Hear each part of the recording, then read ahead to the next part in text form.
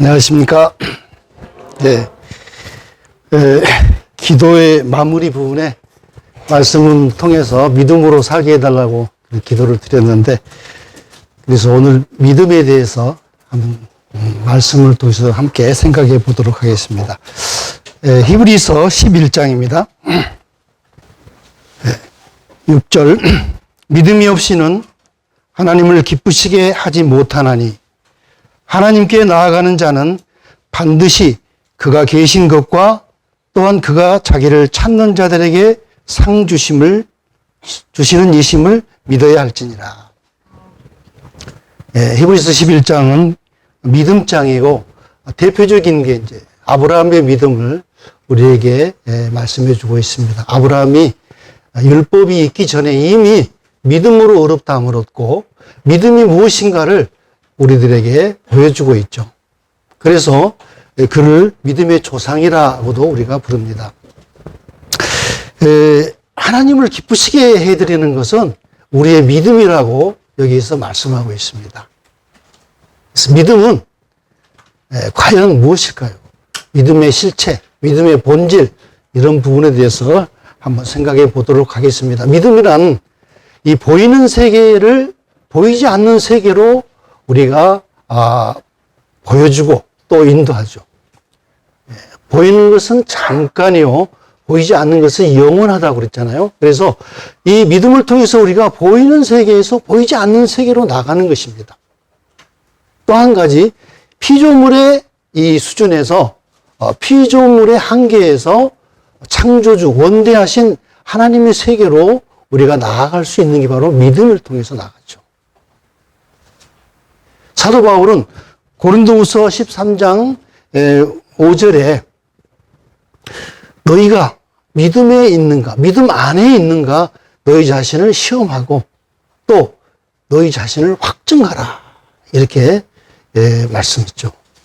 오늘은 이 사도 바울의 말씀처럼 우리가 우리의 믿음을 시험해보고 확증하는 그런 시간을 가졌으면 좋겠습니다. 우리 믿음이, 나의 믿음이 과연 몇 점인가 한번 스스로 생각해 보시기를 바랍니다. 주님께서 누가복음 18장의 8절이죠. 인자가 올 때 세상에서 믿음을 보겠느냐, 이렇게 말씀하시죠. 주님이 오실 때는 참 믿음을 보기가 어려우신 것 같아요. 우리 주님께서. 과연 우리가 보통 하는 말이 새벽이 가까우면 가장 어둠이 짙다라는 표현을 하죠. 지금은 이제 이 어둠이 지나고 새벽이 가까워옵니다. 주님께서 오시는 그 오심이 참 심히 가까웠지 않나 생각을 하게 되는데, 그에 대한 징조들이 너무나 분명하게 나타나고 있죠. 기근과 지진과 각종 원흉과 또 전쟁, 이런 것들은 정말 우리의 마음을 조바심을 갖게 하고 또 주님에 대한 그 소망이 더 분명해지지 않나 하는 그런 것을 우리가 보게 되죠. 사실 제가 그저께 뉴스를 접했는데요. 그 유럽에는 수많은 교회들이 지금 폐쇄되고 있답니다. 그 화려하고 웅장했던 이 교회 예배당들이 다 문을 닫고 공연장이나 또 서커스 공연장, 그리고 각종 공연장으로 팔리고, 또 심지어 나이트클럽이나 또 해교도의 그 회당으로 이렇게 팔려나가는 그런 사실을 제가 접했는데요. 참 안타까웠습니다.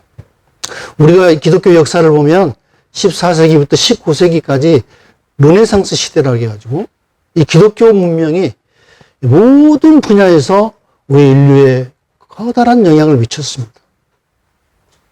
과학이나 음악이나 문학이나 모든 분야에서 이 기독교의 문화가 우리 인류 발전에 커다란 공헌을 했죠.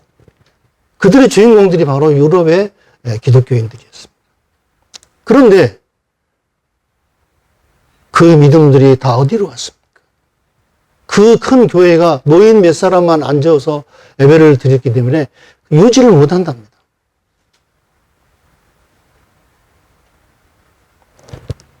그래도 우리 한국은 참 교회들이 어느 정도 외형적으로는 성장해 가고 있는 모습을 보게 되는데 사실 속을 들여다보면은 참 안타깝습니다.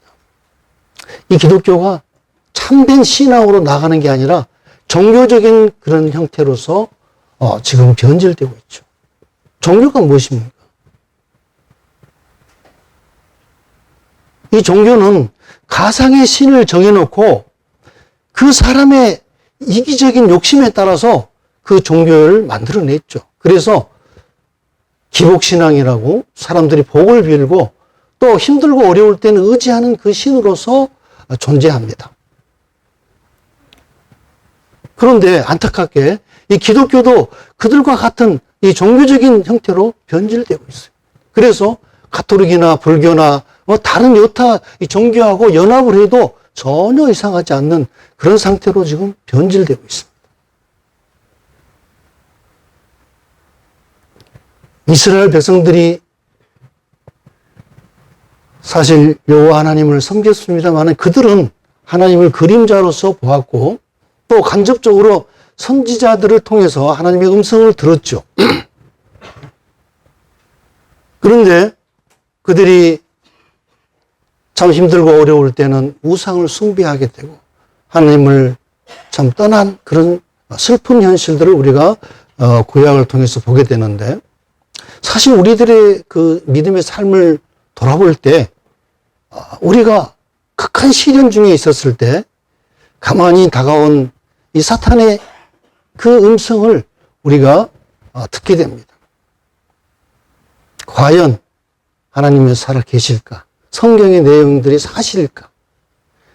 네가 여기다 올인하게 되면 만약에 성경의 사실들이 여타 종교와 같다면 너는 어떻게 할 거야? 이러한 음성들을 들을 때 우리 마음이 흔들리죠. 마치 어린아이가 부모에게 혼인한 어린아이에게 너 다리 밑에서 좋은 아이야. 그렇기 때문에 엄마가 저렇게 너를 혼내잖아. 이런 얘기를 들었을 때 어린애가 심각해지겠죠. 사단은 우리가 힘들고 어려울 때 극심한 시련 가운데 있었을 때 가만히 다가와서 이렇게 속삭이게 됩니다. 저도 한때 그런 소리를 들었습니다. 굉장히 불안했죠. 이런 신앙은 종교의 그런 상태에 머물러 있는 신앙입니다. 참된 신앙이란 하나님의 실체에 하나 되고 연합돼서 그분의 음성을 듣고 또 인도하심을 받고 말씀을 통해서 우리가 하나님의 지시하심을 받게 되는 것입니다. 사실 아브라함이 하나님의 부르심을 받고 갈 바를 알지 못하고 나갔지 않습니까? 그 너희 본토 아비 집을 떠나라. 그리고 내가 너에게 지시할 땅으로 가라. 이렇게 했을 때 그가 그 말씀에 곧이곧대로 순종하는 것은 쉽지 않았을 것입니다. 왜냐하면 전혀 경험하지 못한, 전혀 알지 못한 그 미지의 세계로 나가는 것이 쉽지 않죠. 우리의 믿음이 바로 이겁니다. 우리는 이제 하나님의 부르심을 입고 하나님의 세계로, 그 영원한 세계로 전혀 경험해보지 못한, 갈 바를 알지 못하는 그 세계로 우리가 나아가는 것입니다. 오로지 하나님만 바라보고 하나님만 믿고 나가는 것이죠. 아브라함은 또한 바랄 수 없는 중에 바랐다고 그런 말씀이 있잖아요. 바로 이게 우리의 믿음인데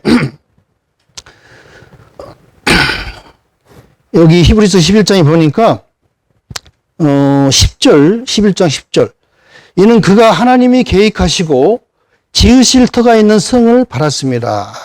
하나님이 계획하신 그곳 또 하나님이 나를 위해서 예비한 그곳을 아브라함은 갈 바를 알지 못하고 오로지 하나님의 그 인도하심 하나님만 바라보고 나아갔던 것이죠.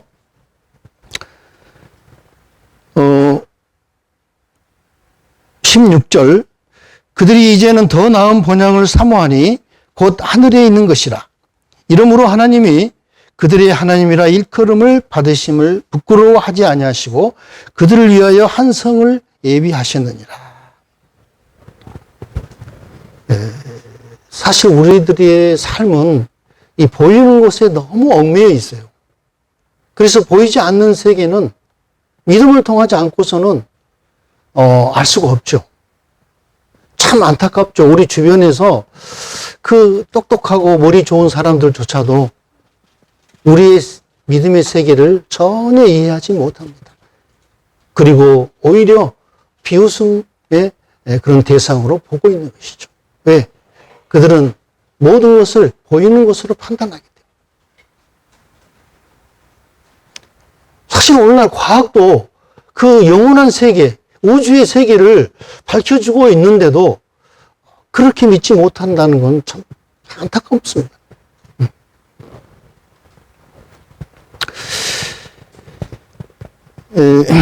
그래서 이 살아계신 하나님을 향한 그 믿음은 실제로 우리의 속에 거하신 하나님께서 이런 살아계신 하나님을 우리가 느끼고 또 그 신의 인도함을 깨닫게 하기 위해서 성령을 주셨잖아요. 그래서 이 성령이 우리 안에 계신 것을 체험하는 것이 바로 믿음이죠.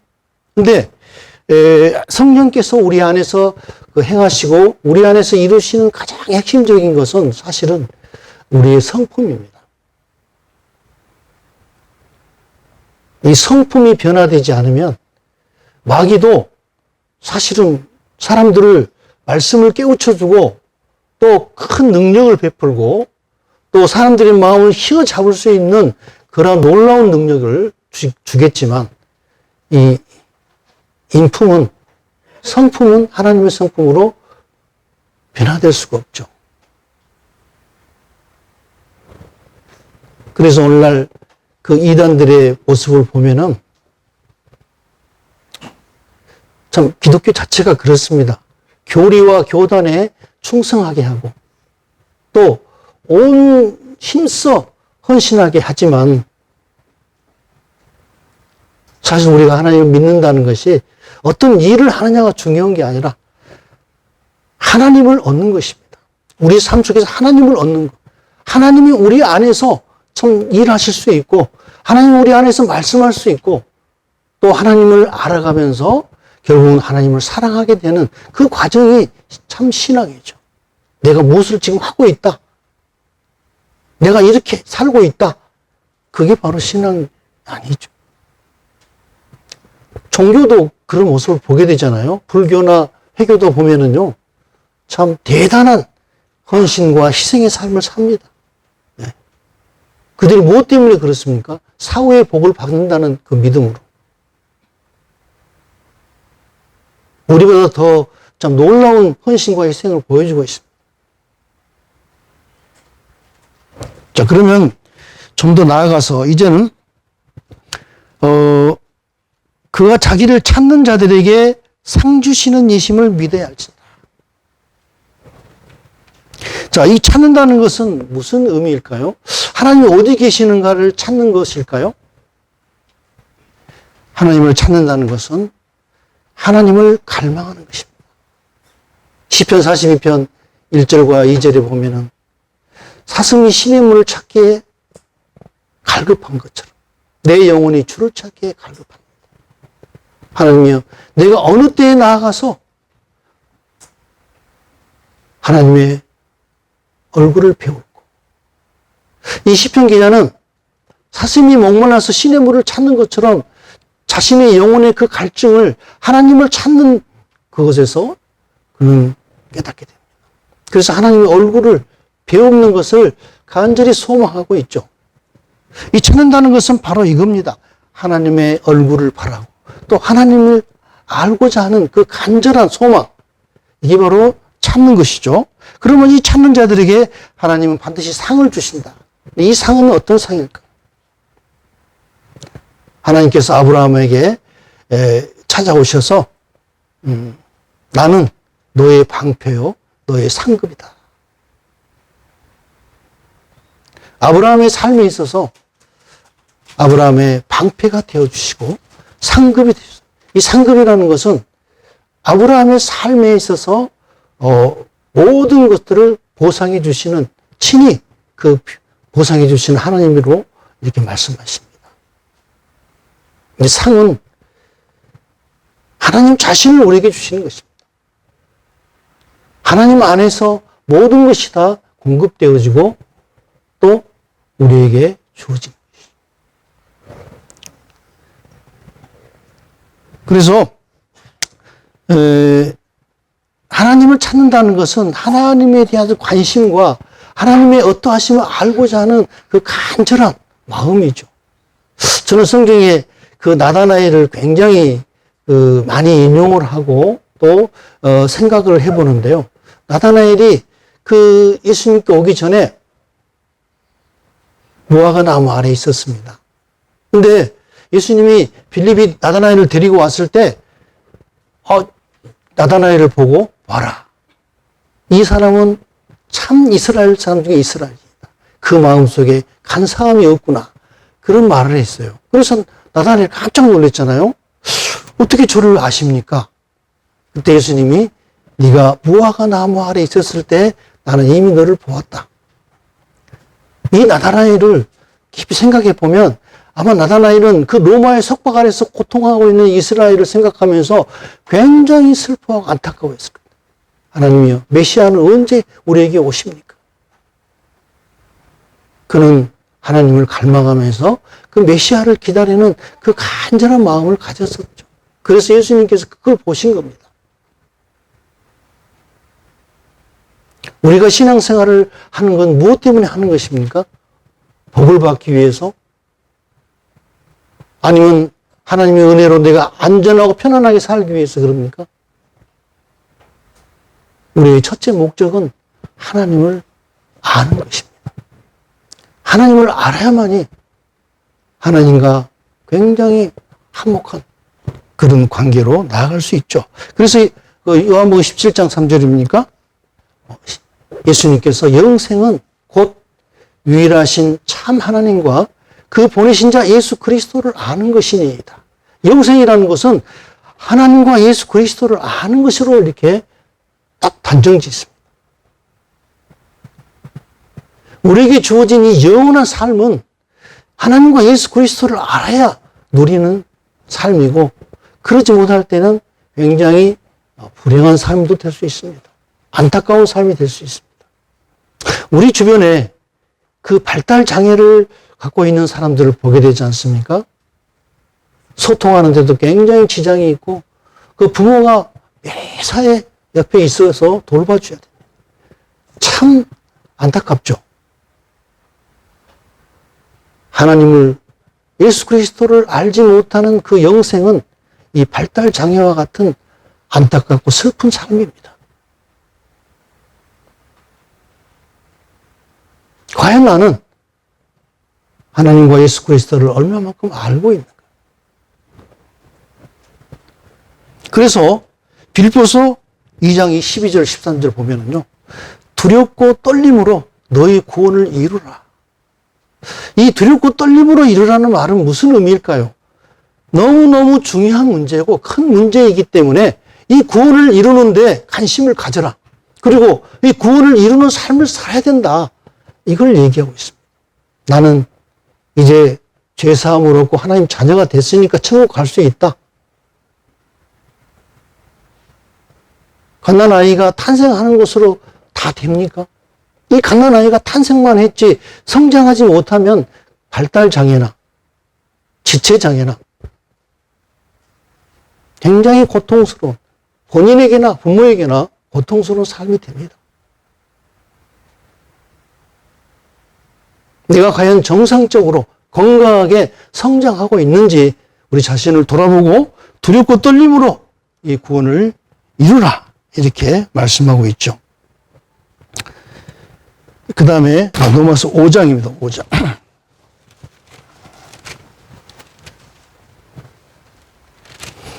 (245페이지)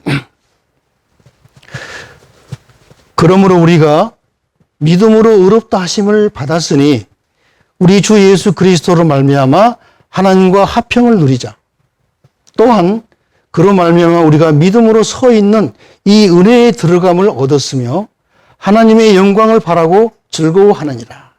자, 이제 우리가 믿음으로 의롭다함을 받았으면 하나님과 더불어 화평을 누리자. 화평을. 그리고 믿음으로 서 있는 이 은혜에 들어감을 얻었으며 하나님의 영광을 바라고 즐거워하느니라. 결혼한 신부가 이제 신랑과 함께 행복한 삶을 살아야 되지 않습니까? 결혼을 했는데 행복하지가 않아요. 계속 옛날 생각만 나고 그냥 옛날 생활이 그리워지고 이 신랑의 이 삶 자체가 전혀 관심이 없어요. 신랑이 무슨 생각을 하고 있는지, 신랑이 지금 무슨 일을 하고 있는지, 또 앞으로의 계획은 무엇인지 전혀 관심이 없어요. 자기 삶에 그냥 열심히. 행복할까요? 우리는 그리스도와 한 몸을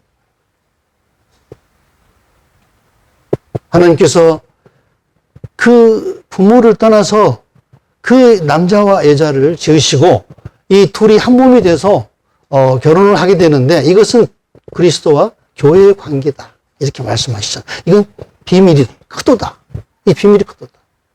창세기 1장에 보면은 하나님이 그 남자와 여자를 창조하시고 자기 모양과 형상을 통해서 창조하시고 그들에게 복을 주시겠다고 그렇게 말씀하셨는데 2장에 가서 구체적으로는 아담을 먼저 창조하시고 그 아담의 갈빗대로 잠들게 하셔서 하와를 만드시잖아요. 이것은 다 하나님의 계획이 있습니다. 앞으로 예수 그리스도를 통해서 이 역사를 이루실 것을 미리 보여주시는 거예요. 예수님이 십자가에 죽으시고 3일 동안 잠드신 사이에 이 교회가 탄생된 거 아닙니까? 그래서 우리는 예수 그리스도와 한 몸을 이룬 결혼한 관계로 살아가고 있습니다. 신랑의 그 생각과 또 앞으로의 계획과 또 신랑이 그 좋아하는 거 무엇인지 또 지금 신랑이 어떤 생각을 갖고 있는지 이런 것들은 무엇을 통해서 알 수 있습니까? 성령이 하나님의 생각을 알고 계시기 때문에 성령을 통해서 우리가 하나님을 이해하게 되고 알아가게 되는 것이죠. 심지어는 하나님을 사랑하는 그런 단계까지 성령을 통해서 우리가 이룰 수 있습니다. 그래서 하나님 우리에게 성령을 부어주신 것이 얼마나 우리한테는 놀라운 은혜이고 축복입니까? 이로 인해서 하나님과 하나가 되고 하나님의 마음이 합한 자가 되고 또 하나님과 함께 모사가 돼서 하나님의 역사를 이루는 그러한 삶을 우리가 살고 있는 것이죠. 성령을 쫓아 행하지 않으면 결코 믿음 생활을 할 수 없다는 것을 우리가 알 수가 있습니다. 자, 우리가 여기서 이 2절에 보니까 또 우리가 믿음으로 서 있는, 믿음 위에 서 있는 이 은혜에 들어감을 얻었는데, 이 은혜라는 것은 뭡니까? 하나님의 정말 가장 높은 이 특권, 이것을 말하고 있습니다. 하늘에 우리가 함께 예수님과 함께 앉히신 바 됐다. 우리는 예수님과 함께, 신랑 되신 예수님과 함께 이 놀라운 특권과 영광을 함께 누리게 됩니다. 이 믿음을 통해서 우리가 그것을 보고 과연 어떤 삶을 살아야 할 것인가를 우리 생각해 봐야 될 것입니다. 그리고 그 영광을 바라고 즐거워하는 그런 삶이 되어야 되겠죠. 그저 이 영광을 보지 못하고 옛 생활만 그리워하고 내가 구원받지 않았다면 나도 이렇게 살 수가 있을 것인데 그리고 현재 삶을 만족하지 못하고 기뻐하지 못하는 그런 참 불평과 불만의 삶을 우리가 살 수도 있습니다. 그 다음에 에베소서 1장입니다.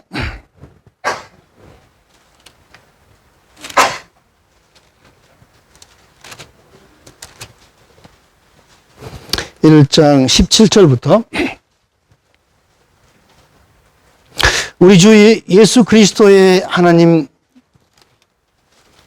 영광의 아버지께서 지혜와 계시의 영을 너희에게 주사 하나님을 알게 하시고 너희 마음의 눈을 밝히사 그의 부르심의 소망이 무엇이며 성도 안에서 그 기업의 영광의 풍성함이 무엇이며 그의 힘의 위력으로 역사하심을 따라 믿는 우리에게 베푸신 능력의 지극히 크심이 어떠한 것을 너희로 알게 하시기를 구하노라. 사도 바울의 에베소 교회를 향한 간절한 기도입니다. 먼저는 하나님의 주시는 지혜와 계시의 영을 통해서 성령을 통해서 하나님을 알게 되기를 기도하고 있습니다. 하나님을 아는 것이 가장 우선이고 기본이죠. 그래야 화목하게 지낼 수가 있게 됩니다.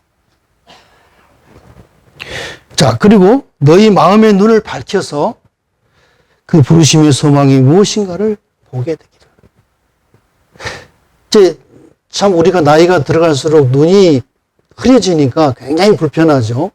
그래서 사물을 보는데 많은 불편을 느끼는 것처럼 이 마음의 눈이 어두워지면 부르심의 소망이 어두워집니다. 볼 수가 없죠. 그래서 이 마음의 눈을 밝히셔서 우리를 부르신 그 부르심의 소망이 무엇인가를 보게 되기를 기도하고 있죠.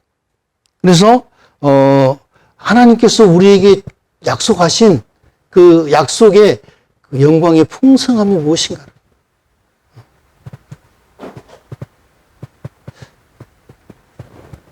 사실 아브라함의 삶을 보면은요, 처음에는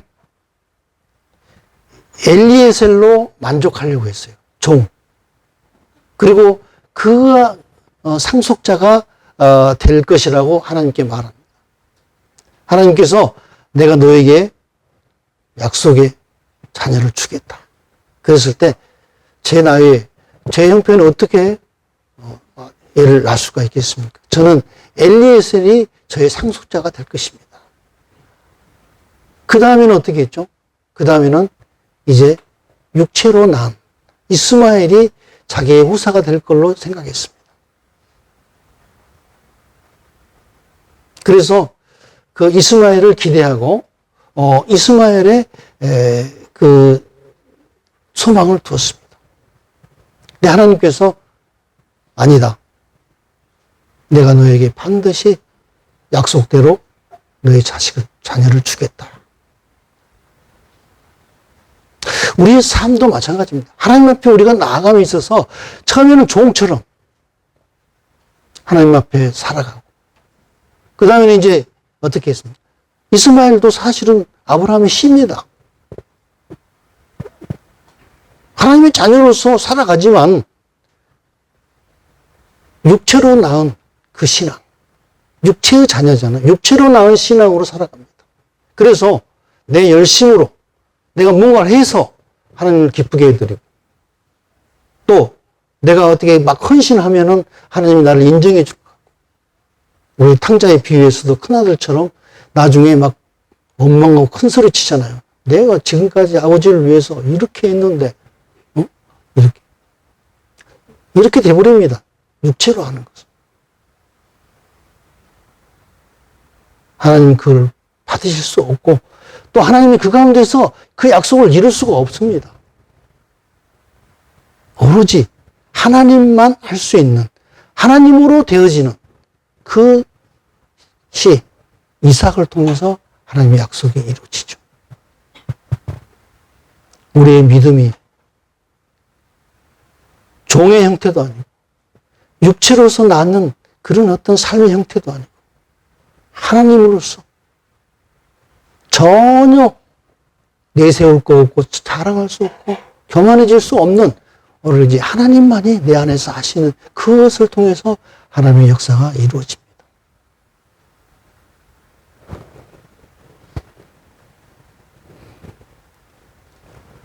로마서 1장 17절에는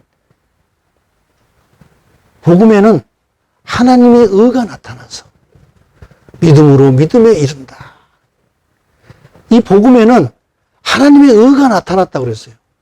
인간의 의가 아니고 하나님의 의입니다. 그래서 처음부터 믿음으로 시작하고 믿음으로 완성되어지는, 그게 바로 복음입니다. 사람의 생각과 사람의 노력과 인간의 지혜와 의지가 전혀 들어가지 않는 하나님께서 우리 안에서 행하신 그것으로 하나님의 약속이 이루어진다.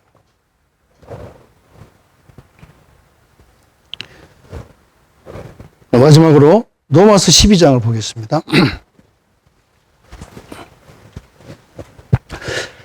1절, 그러므로 형제들아 내가 하나님의 모든 자비하심으로 너희를 구원하노니 너희 몸을 하나님이 기뻐하시는 거룩한 산 제물로 드리라. 이는 너희가 드릴 영적 예배니라. 너희는 이 세대를 본받지 말고 오직 마음을 새롭게 함으로 변화를 받아 하나님의 선하시고 기뻐하시고 온전하신 뜻이 무엇인지 분별하도록 하라. 여기 보니까 하나님이 기뻐하시는 거룩한 예배, 이건 너희 자신을, 너희 몸을 하나님의 기뻐하시는 거룩한 산 제물로 드리라. 좀 부담스러운 그 말씀이죠. 우리 몸을 거룩한 산 제물로 드리라는 말씀. 그 아브라함이 이제 이삭을 얻었잖아요. 처음에는 엘리에셀이 자기 후사가 될 걸로 생각했고, 그 다음에는 이스마엘이 자기 후사가 될 걸로 생각했는데 하나님이 결국 약속의 이삭을 주셨습니다. 근데 이 이삭은 제물로 드려져야 됐어요. 하나님께서 산 제물로 내게 바쳐라. 마치 이 12장 1절처럼 산 제물로 드리라. 하나님 그 말씀하셨을 때 아브라함이 막 며칠 고민하거나 또 심히 괴로워하거나 이 문제를 가지고 막 다른 사람하고 의논하지 않고 바로 순종을 했잖아요. 왜 그랬을까요? 그동안 수없이 많은 자신의 허물을 방패가 되어주시고 또 그것을 용납하시고 자기를 받아주시는 그 하나님, 그 과정 속에서 믿음을 갖게 되죠. 그리고 이 죽은 자 가운데서 다시 얻게 되리라 확신합니다. 왜냐하면 반드시 이삭을 통해서 하나님의 약속이 이루어지리라고 말씀하셨기 때문에 그 사실을 믿은 거죠. 그리고 이제 실제로 이삭을 하나님께 바칩니다. 그때 하나님께서 그를 부르시고 급히 부르셔서 수양을 대신하셨지만 이 모습은 이제 구약의 그림자로서 신약에서 나타나는 그것을 보여주고 있는데, 우리가 이삭이 드려지는 것을 예수 그리스도께서 이 세상 죄를 위해서 하나님께 제물로 드려질 것을 보여주고 있죠. 근데 우리가 또 한 가지 더 알아야 될 것은, 이건 우리가 이삭처럼 하나님께 드려져야만이 거기에서 우리의 참다운 신앙이 이루어지는 것입니다. 이 로마서에 보면은 아담을 첫사람이라 이렇게 마지막 첫사람 아담이라고 표현을 하고, 또 예수님은 마지막 아담으로 표현이 됩니다. 우리가 예수 그리스도 안에서 거듭나서 이 새로운 피조물이 되는 것은 아담이 가졌던 그 생명을 회복하고 그 생명을 얻는 것이 아닙니다. 이제 더 이상 아담은 필요가 없습니다. 왜? 이제는 예수 그리스도를 통해서 새로운 창조가 이루어지기 때문이죠. 우리 그 말씀 있잖아요. 어두운 데서 빛이 비치라 하신 그 하나님께서 예수 그리스도의 얼굴에 있는 하나님을 아는 빛을 우리 마음에 비추셨다. 어둠의 빛이 비치라 하신 그 당시에는 이 이 땅이 혼돈하고 흑암이 깊음 위에 있고 참 공허한 상태였습니다. 그때 하나님께서 거기에 빛이 있어라. 그 빛이 어떤 빛이었을까요? 태양의 빛이 아닌 하나님을 아는 하나님의 생명의 빛이었습니다. 요한복음 1장에 나오는 이 빛, 생명, 그 빛은 바로 생명이다 그랬잖아요. 이 빛을 이 땅에 비추셔서 생명의 역사가 이제 시작이 되는 거죠. 그런데 신약에 와서 그 빛이 빛이라 하시던 그 하나님이 예수 그리스도를 통해서 이 어둠의 흑암의 권세가 주관하고 있는 세상에 빛을 비췄습니다. 이제 생명의 시작이 이루어집니다. 탄생. 그래서 우리가 실제로 예수 그리스도 안에서 새로운 피조물로 새 것으로 거듭난다는 것은 이제 아담의 생명으로 회복되는 것이 아닙니다. 이거는 완전한 생명, 새로운 이 하나님의 생명으로 우리가 거듭나는 것이고 하나님의 후사로서 하나님의 것으로 다시 시작되는 삶입니다. 그렇기 때문에 우리에게 지금 필요한 것은 예수 그리스도를 아는 것. 그 안에서 우리가 누려야 될 그것들을 우리가 찾고 아는 것이 필요하죠. 아는 것만큼 우리가 누릴 수 있잖아요. 그래서 이 하늘에 속한 새롭고 온전한 창조가 예수 그리스도 안에서 이루어졌기 때문에 우리는 그 세계를 믿음으로 봐야 되고 그걸 누리는 것이 바로 우리의 신앙입니다. 또한 우리가 매주일마다 좀 전에 예배를 드렸습니다마는 떡과 잔을 앞에 놓고 우리 주님께서 십자가에서 우리를 위해서 죽으심과 또 그 죽으심을 통해서 이루어진 이 구원의 놀라운 역사, 하나님의 은혜, 이것들을 우리가 참 매주마다 기억하면서 우리의 마음을 새롭게 합니다. 그런데 우리가 한 가지 간과한 것이 있어요. 예수 그리스도의 죽으심을 통해서 그분에게 감사하고 그 은혜에 정말 감동하는데 거기서 우리가 하나 더 알아야 될 것은 우리 자신이 그리스도와 함께 죽었다는 것을 우리가 미처 생각을 못하는 것이죠. 우리는 매주마다 떡과 잔을 통해서 그리스도와 함께 내가 죽었다. 이제 내가 사는 것은 내가 사는 것이 아니고 내 안에 그리스도께서 사시는 것이고 그리스도께서 내 안에서 하나님의 약속을 하나님의 일들을 이루어가는 것이다 하는 것을 다시 점검해보는 그런 믿음이 필요합니다.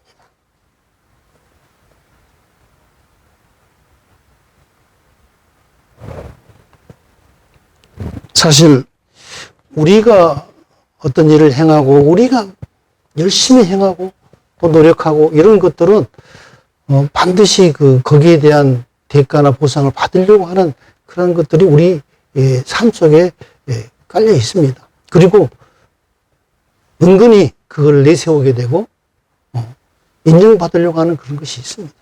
근데 우리가 매주마다 예배를 통해서 내가 아닌 그리스도께서 내 안에 사신 그것을 우리가 정말 새롭게 인정하고 날마다 자기를 부인하고 자기 십자가를 지는 그런 신앙으로 나갔을 때 우리는 그저 하나님께 감사할 뿐입니다. 그리고 그분이 내 안에서 행하시는 것을 보고 더욱 자신감을 갖고 하나님을 신뢰하는 믿음이 커가는 것이죠. 그래서 이 어린아이가 부모를 사랑한다고 하는 그 말과 다 큰 청년이 부모를 사랑한다고 고백하는 것은 차원이 다르죠. 왜? 그 청년이 된 자녀의 그 사랑한다는 고백은 그만큼 부모를 알고 고백하는 것이죠. 나를 얼마나 나를 위해서 헌신하고 희생하고 나를 위해 주고 자나깨나 나의 미래를 생각하고 장래를 염려해 주는 그 부모를 알기 때문에 그 사랑의 고백을 하는 것이죠. 그런데 어린 아이들은 그저 그냥 엄마가 너 사랑해 하니까 따라서 하는 고백이죠. 우리가 하나님과 예수 그리스도를 알아갈수록 그분에게 사랑을 고백할 수밖에 없습니다. 그리고 그 사랑이 나를 강권해서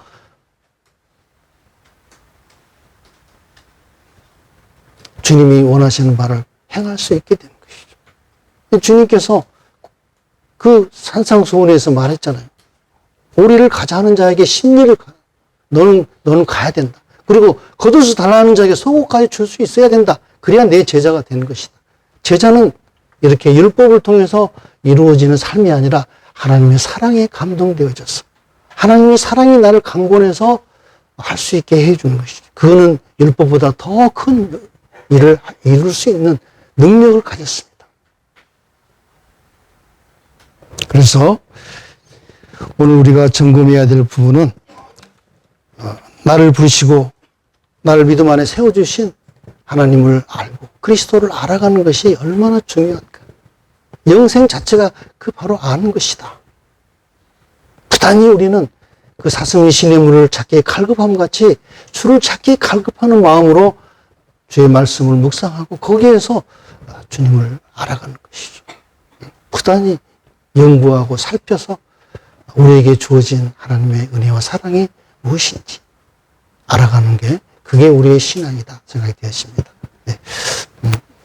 이 말씀을 통해서 우리의 믿음을 점검하고 또 새롭게 변화된 그런 시간이 되었으면 좋겠습니다. 네, 감사합니다.